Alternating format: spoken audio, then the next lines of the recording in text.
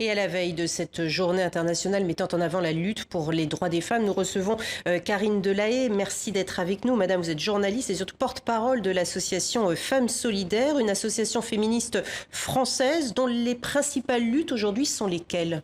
Alors, on est une association laïque, universaliste, abolitionniste. On a mené beaucoup de batailles pour l'abolition de la prostitution.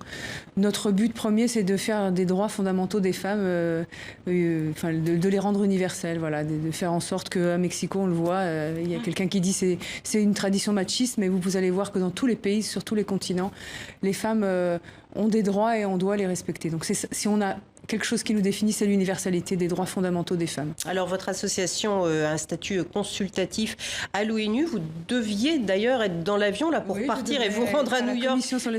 Coronavirus oblige, vous êtes avec nous, on en sommes ravis personnellement. Mais vous deviez donc participer à la commission sur le statut des femmes. Les ONG, la société civile devait être présente. C'est un combat qui vous tient à cœur d'être présent aux côtés de ceux qui décident en tant que société civile? Oui, parce que vous imaginez bien que pour une ONG française et pour des ONG, pour 8000 participants de la société civile, aller à New York une fois par an, c'est beaucoup de moyens, mais les normes internationales se décident à l'ONU.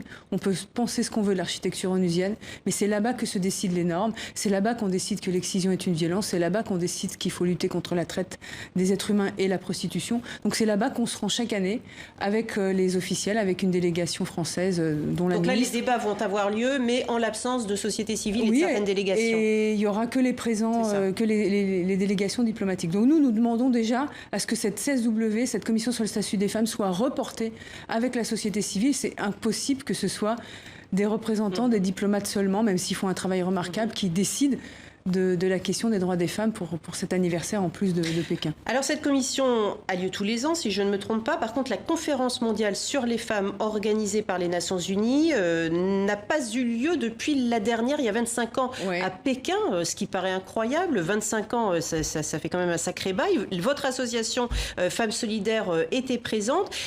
Pourquoi est-ce qu'il n'y a pas davantage de conférences mondiales? Est-ce qu'on a peur de remettre en cause certains droits acquis il y a 25 ans? Oui, vous avez tout résumé. Quand on a fait la première conférence en 75 à Mexico, l'idée c'était de prendre date tous les 10 ans et puis de regarder, d'évaluer.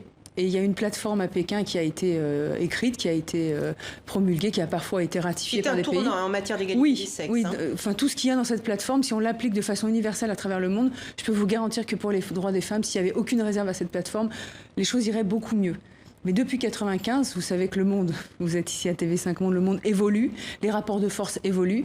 Et aujourd'hui, il y a beaucoup de pays qui sont à l'ONU, qui souhaitent des régressions. Donc c'est un risque majeur d'ouvrir ce qu'on appelle la plateforme de Pékin et de rediscuter, par exemple. Il vaut mieux tenir que courir, en quelque sorte. C'est dommage de rediscuter, on prend le risque de régresser. Mais si, vous savez, par exemple, sur la question du droit à disposer de son corps, est-ce que si on réouvre dans certains pays, notamment les États-Unis aujourd'hui, la question de l'avortement, est-ce qu'on aura le même rapport de force? Dans les pays en Europe, là, en ce moment, le droit à avorter est en train d'être mis en cause. Si on réouvre des discussions, y compris au niveau de l'Europe, qu'est-ce que ça va donner?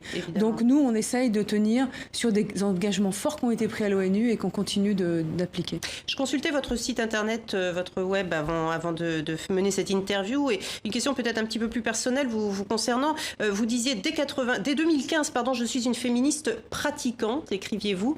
Vous insistez sur le côté laïque de votre association Femmes Solidaires. Être une féministe pratiquante aujourd'hui, après MeToo, après les langues qui se délient contre les violences faites aux femmes, ça veut dire quoi être une féministe pratiquante? Ça veut dire qu'il y a des grands moments, je crois qu'on est en train de vivre un grand moment historique. Il y a eu le MLF, il y a eu des tas d'étapes. En ce moment, c'est indéniablement un grand moment. Mais pour que les droits des femmes fonctionnent, il faut avoir des moments collectifs et il faut que chacun de nous s'interroge sur sa propre posture. Et moi, en tant que femme, autant que les hommes, il faut réfléchir et il faut surtout pratiquer une nouvelle façon de voir les choses. En tout cas, moi, je suis une féministe pragmatique. Je regarde les faits et j'essaie de voir à quel moment on peut avoir des leviers pour changer les choses. Il ne s'agit pas d'avoir des grands discours moralisateurs, il s'agit de regarder les faits.